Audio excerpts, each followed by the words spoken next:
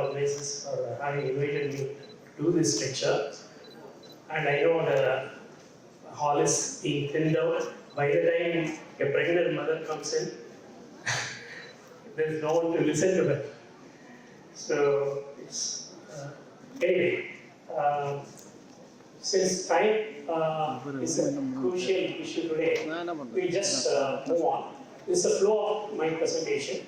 We start with 3 case studies because it's easy for you to understand what I am trying to convey. If you happen to see the case studies, and then what are the types of hyperglycemia? Actually, as testing you have it. Professor Morgan spoke ahead of me. Actually, he has covered a lot of things about how to diagnose, how to screen for GDM, and why youth onset diabetes is on the rise, why GDM is on the rise, and even he spoke something about continuous glucose monitoring. So he has made my talk a little easier.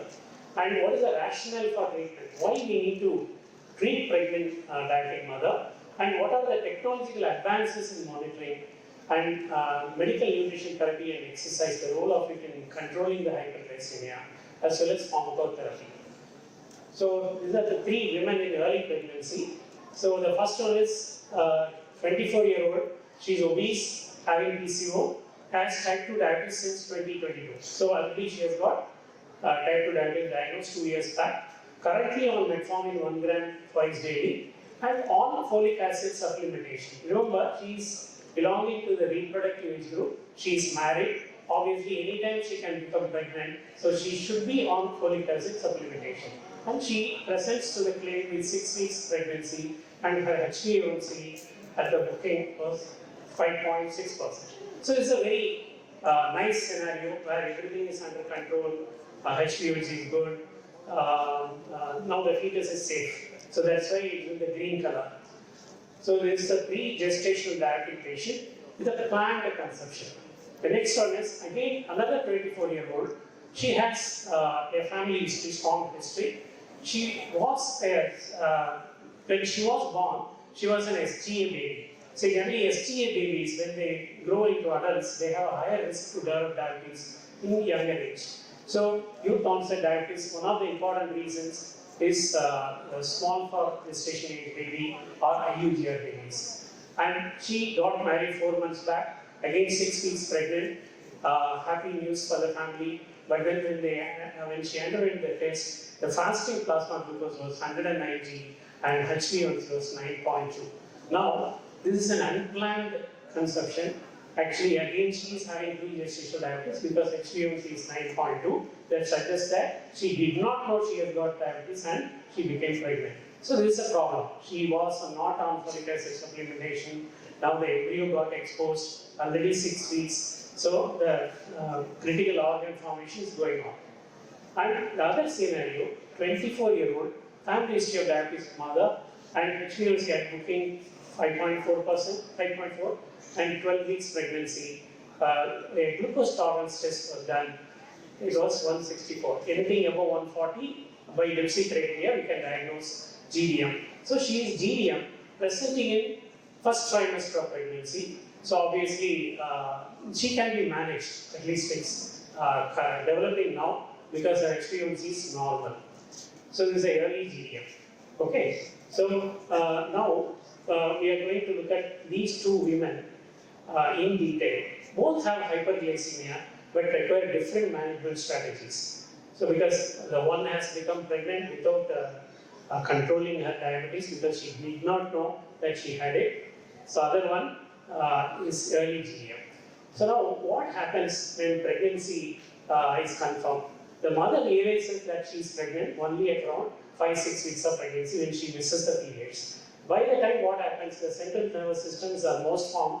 Heartbeat appears at around 6 weeks of pregnancy. That means the heart is formed already and other organs are still forming. So this embryo is exposed to the teratogenic effects of high glucose. So nobody can undo the damage. So now it's a high risk pregnancy. And when such mothers come to us, we need to explain in the language they understand. If I say this is a high risk pregnancy, whether you want to continue this pregnancy or not, they will not understand. If I say your HbA1c is 9%, See, in such scenario, 1 out of 12 babies can develop congenital anomalies. It is your take to take the risk, because we are not going to do MTP straight away looking at the HbA1c anymore, because the technology has advanced and sonology, radiology, sciences has developed so much that we can always control early and continue the pregnancy, provided the couple want to take the risk, because they only can take the risk. So if the HbA1c is around 10%, then 1 out of 9 babies can have an anomaly. So if the risk is, if they are willing to take the risk, then we continue. So in first trimester, we normally do the fasting plasma glucose and HbA1c. This is essentially to rule out pre-existing diabetes. And as the pregnancy advances, there are increased surge of placental hormones, especially human placental lactogen and progesterone. So naturally, we are looking at increasing state of insulin resistance. So we have to do a GTT to predict whether this mother is going to develop GDM. So what happens when maternal blood glucose remains uncontrolled? So maternal blood glucose, being a smaller moiety, it freely passes through the placenta. So it is equally distributed between the mom and the baby. Whereas if we inject insulin, it's not going to go through the placenta. This we have to explain to the patient. And if we don't control the maternal blood glucose, obviously the fetal pancreas is going to get stimulated. By 12 weeks of pregnancy, the fetus pancreas is formed and it can start secreting its own insulin. So there is a high fetal insulin level and the baby can go in for insulin resistance syndrome. So why we need to control again? There are maternal and fetal complications. I'm not going to read through this slide. It's important to know that there are many obstetric complications as well as diabetes complications, including diabetic ketoacidosis for the mom and spontaneous abortion, premature birth, and polyhydramnios, another common complication. Fetal complications are many. So we want to prevent all these complications when the baby is born, because when the baby is born, if the baby can be shifted to the mother's side, nothing like it. If the baby is in NICU, then it's trouble for the family. So again, GDM, when it comes to GDM, people think that GDM is mild. It is not so, because things can go wrong, and GDM also can be associated with so much of complications. So how do we diagnose? Again, Professor Madhavan nicely alluded to this. So pre-gestational diabetes, if they follow if the fasting glucose is more than 126 or 2 hour post-meal glucose more than 200, then obviously it's pre-gestational diabetes. And we have 2 methods of diagnosing GDM. Either you will follow the fasting GTT criteria of WHO, IADPST, or you follow the DIPSI non-fasting 2 hour glucose load more than 140. So the glucose, normally we give 75 grams anhydrous glucose in 200 ml of water. And as Professor Madhavan said, ensuring a fasting state in pregnancy has its own challenges, because mothers have, they are already feeling nauseated. They may not be able to consume all the glucose, especially in the empty stomach. And they come from far-flung places, and OPDs are crowded. There are a lot of challenges. That's why this DIPSI criteria, non-fasting 75 grams glucose, got introduced. So then once diagnosed, what we aim for? What are the pregnancy targets? It is more stringent than even ICU targets. Even in ICU, we aim for a glucose level between 140 to 180. Whereas during pregnancy, the fasting plasma glucose should be less than 95. 1 hour should be less than 140 and 2 hours should be less than 120. We don't normally do the 1 hour. It's better to remember only the fasting and 2 hours. So the goals are very stringent. Remember, a significant number of mothers, especially pre-GDM mothers, will be on multiple doses of insulin, and we want to avoid hypoglycemia also.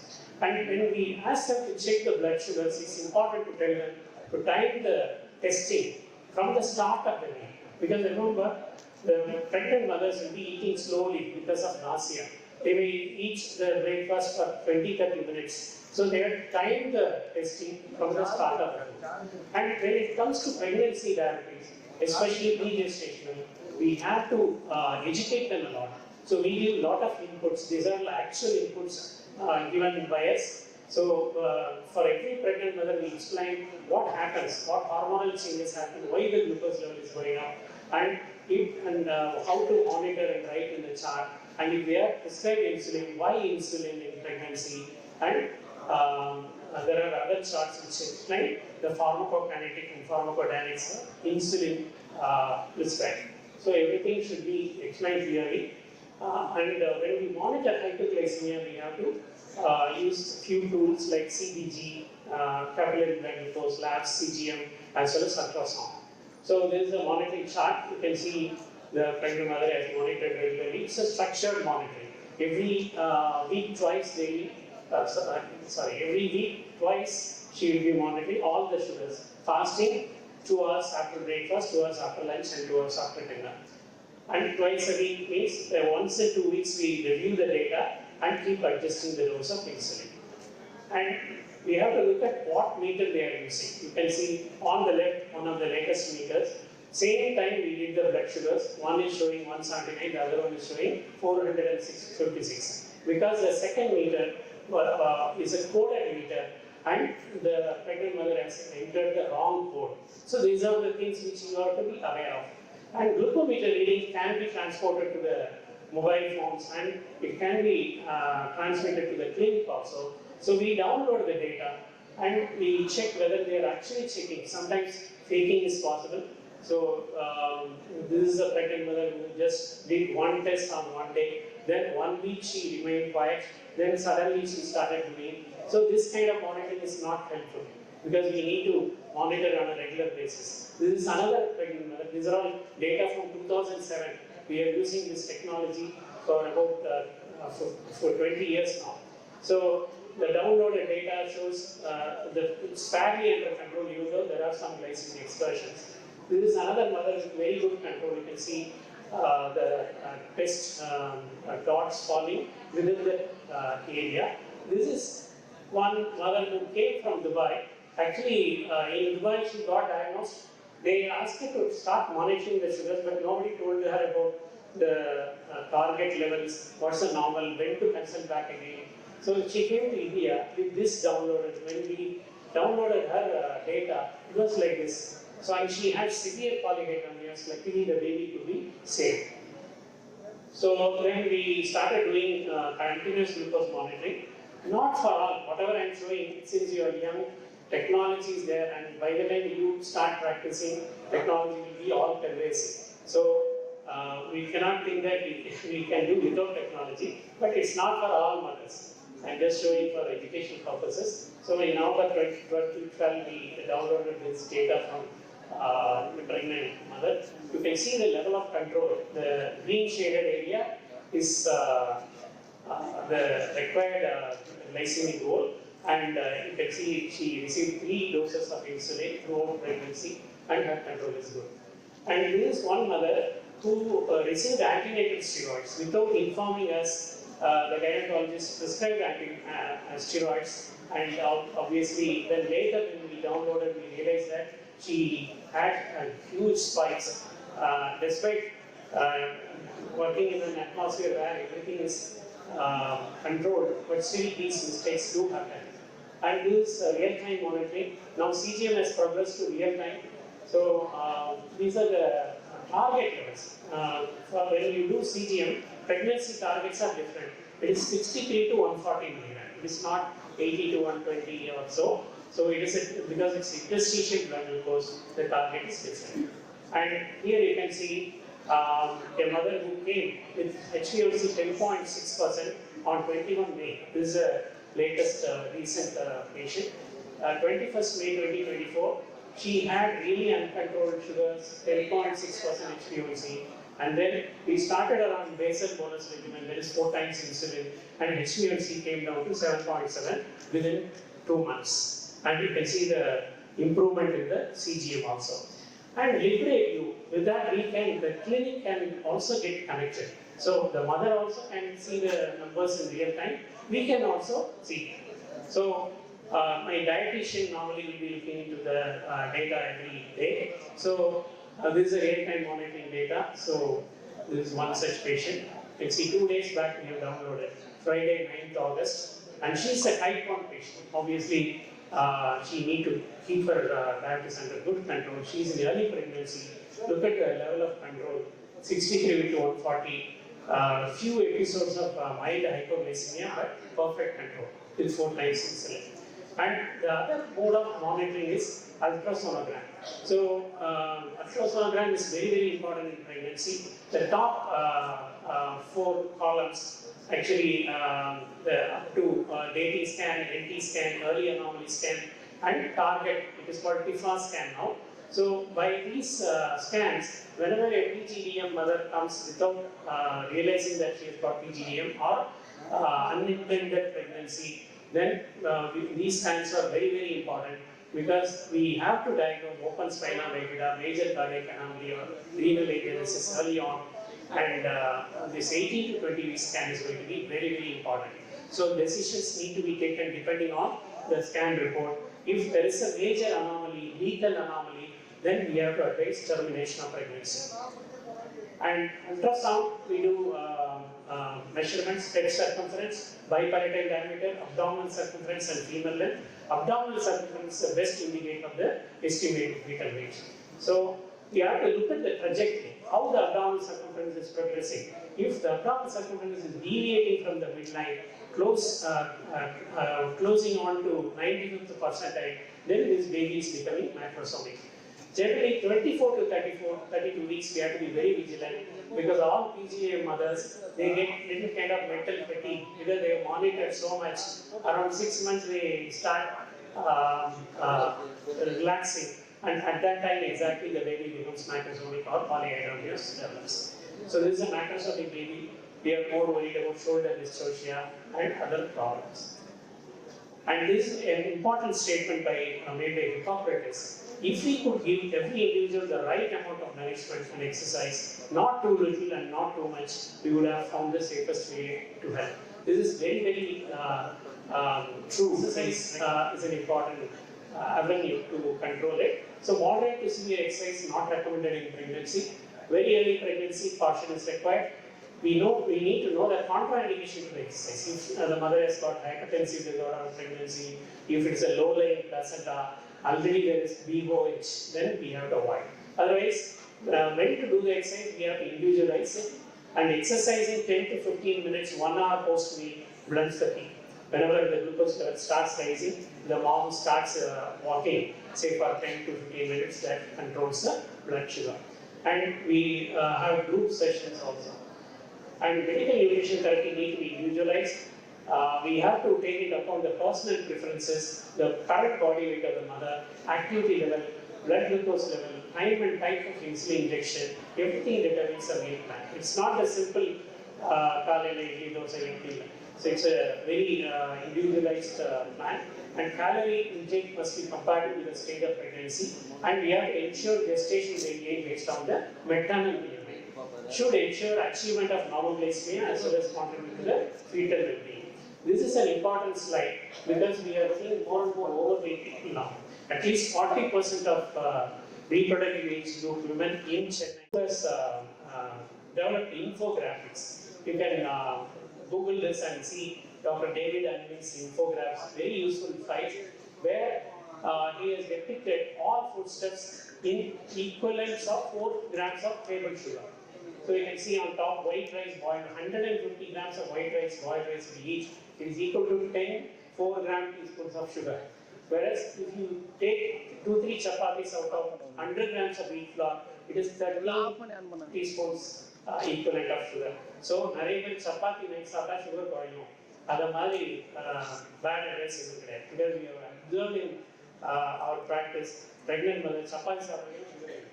So, these infographics are very important, and they can combine these foodstuffs also. Food pairing is another concept. Never eat a naked carbohydrate. So start with green vegetables and salad. Pasi goes the hunger level will go down, and then follow it up with an egg or omelette something. So there is protein. It again gets digested slowly, and then finally finish off with carbohydrates. If they can take in this order, the glucose level will come down nicely. There are evidences in pregnancy. Published papers are also there, and we have also observed in practice. So simply put, on top is bread toast. That will spike the sugars. If the same bread toast is combined with butter and 2 eggs, then it reduces the glycemic impact. So a bunch of grapes, we call that as sugar bullets. Okay, so bullets are from bullets, grapes, and a few strawberries and double cream that combined with that will reduce the blood sugar. A brief word about metformin. It's a US FDA pregnancy pathway drug, enhances hepatic and peripheral insulin sensitivity. It crosses the placenta field. You have to tell the mother that if I prescribe this drug, it's going to cross the placenta, whether you are okay with it or not. Then feature weight may get reduced.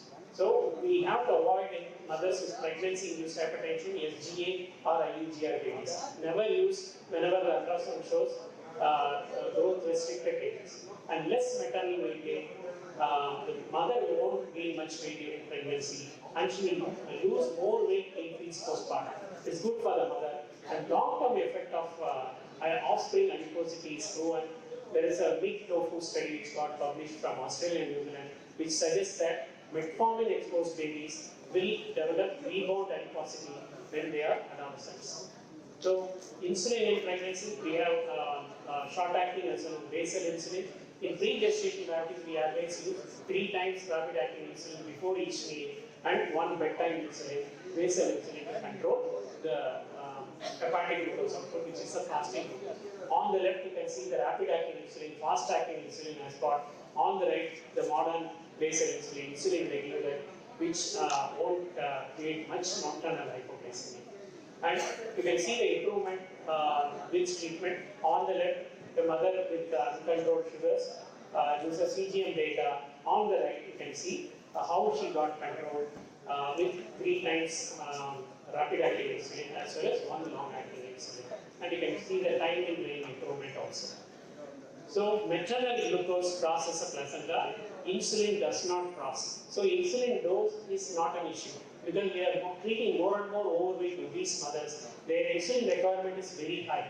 So, never think that insulin is going to do any harm. And we have to explain to the mother in such a way that she understands it. And finally, closed loop systems in pregnancy. We have got pumps. This is a type 1 patient. Whenever there is a type 1 patient, we can use pump. But pregnancy is not a time to try pumps because it requires a learning curve. If the mother is, the pregnant woman is already on pump prior to pregnancy, then we can continue. We should not start pump on during pregnancy because it has got a huge learning curve. And now sensor augmented pumps are available. So you have CGM, it gets connected to the pump, and the pump is uses artificial intelligence, and it has got machine learning also. Within a month, the pump starts learning what the mother will normally eat during breakfast, when she will take the snack. So everything is learned by the pump and slowly keeps adjusting the insulin by itself. So initially the mother needs to program it, then the pump takes over. This is the data actually from the pump, latest data. So you can see the control of glucose there. So, and then finally, delivery, especially in a pre-gestational diabetic mother, will not reverse diabetes because as soon as delivery happens, as soon as the fetal placental unit gets delivered, the insulin resistance of pregnancy comes down drastically. There are no placental hormones. Naturally, the mother will not require insulin or even will go for low sugars for the first few days. Then the mom will think, okay, my diabetes is reversed. It's not reversal. Breastfeeding is very much critical for the health of the newborn as well as for the mother. Continue healthy eating habits, stay active and try to normalize the BMI, and continue medicines prescribed. If we prescribe insulin, metformin, or we can use Apagos, there is alpha-glucosidase inhibitors, and the pregnant mother should keep monitoring her sugars. This is for pre-gestational diabetic mothers. For gestational diabetic mothers, as soon as the placenta gets delivered, the sugars become normalized, and on the 3rd day we normally confirm that it's normal, and then 6 to 10 weeks later we have to do a GTT to assess the future risk for type 2 diabetes. And during labor, well-controlled GDM, we can do induction at or after 39 weeks. If control is good, up to 39 weeks we wait. And earlier delivery, if history of suboptimally controlled sugars, severe PH or previous stillbirth, then we may have to deliver after 37 or 38 weeks. During labor, glucose containing fluids may be required. 2 hourly CBG, insulin infusion if required. Because generally in my practice, what I observe is majority of the mothers do not require insulin infusion because of the work of labor. Because uterus is contracting, using a lot of energy. So generally they go for low sugars. And post-delivery, we have to encourage mothers to feed the baby. To summarize, the pregnant woman and the family should understand the risks involved, especially she gets diagnosed in the first trimester of pregnancy. Scans and blood tests cannot rule out all the abnormalities. So because scans are very suggestive, so they are not 100% because they can pick up the solid organs. The hollow organs are still there. So still the baby can have anomalies. So that they should understand in clear terms. Achieving and maintaining metabolic control is entirely in the hands of pregnant mother. So that's why we try to educate her because we can only prescribe. She only manages her sugars, so she has to be educated. The family need to be taken into confidence regarding the changes in diet, need for regular monitoring and treatment options. The entire family should rally around her, support her emotionally, otherwise it's not going to happen. A multidisciplinary approach with empathy is the best bet to achieve optimum outcomes. So it's not only the diabetologist, it is also the sonologist, the obstetrician, the dietitian. There are so many people involved. If we use the pump technician, CGM, that group, all people, they help. And finally, when the baby is born without any problem, reaches the mother's side, nothing like it. The best reward we can get.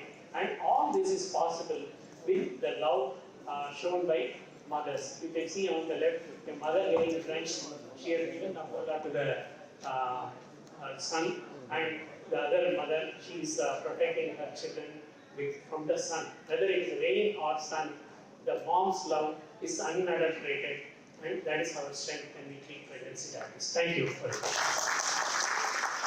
With the 3 case studies, you have covered everything. Nice presentation. In diabetic field, a doctor who gives 2 lives in a sitting, we should appreciate for selecting this division. Nice officer. Then covering that small thing, in the present era, what is the risk factors for GDM? What are the risk factors for GDM? So one is strong family history. So the ethnicity itself is a risk. Being an Indian itself is a risk. Compared to Western data, 1 out of 5 pregnant mothers develop GDM in India. So ethnicity, then as I said, overweight, obesity, and strong family history, polycystic ovaries, previous history of gestational diabetes. All these play a role, and as Sarah said, women get married late and then they postpone the first child also by a considerable extent.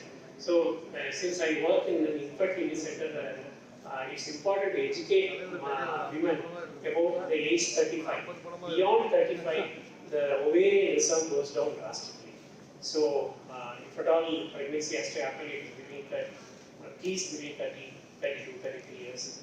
Otherwise, it's going to be Can I add 3, sir? Low HDL, latest studies, and high TGF, more than 250, and previous cardiac patients, they are all risk factors for GD. This way. Then we will close the session. We are talking right from the morning about diabetes. We are talking about the insulin. For glucose metabolism, we should know how many hormones are playing as a music orchestra. Insulin, glucagon, somatostatin, amylin, epinephrine, cortisol, ACTH, growth hormone, last but not least, Thank you.